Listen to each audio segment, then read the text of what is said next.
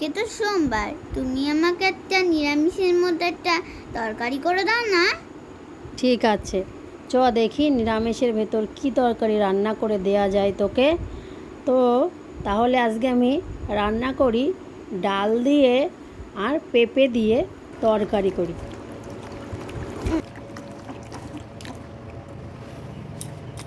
আমার মা পেঁপেটাকে কেটে জল দিয়ে পরিষ্কার করে ধুয়ে নিয়েছে।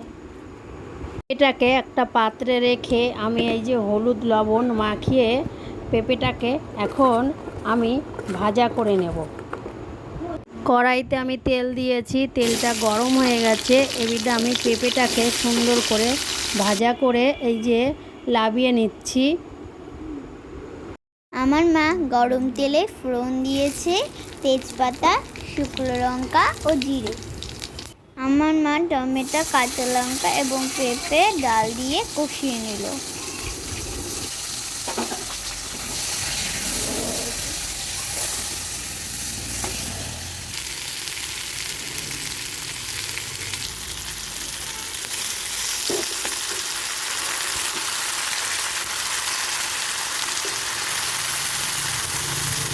আজকের রান্নাটা আমি করছি কোনো বাটা মশলা দিইনি, আমি গুঁড়ো মশলা দিয়ে রান্না করছি। তো আমি গুঁড়ো মশলা দিয়েছি, ধনের গুঁড়ো দিয়েছি, জিরের গুঁড়ো আর লঙ্কার গুঁড়ো দিয়ে ভালো করে কষিয়ে নিয়ে আমি জল দিয়েছি। তারপরে আমি হলুদ দিয়েছি আর লবণ দিয়েছি, দিয়ে কিছু সময় ধরে ফুটোলাম।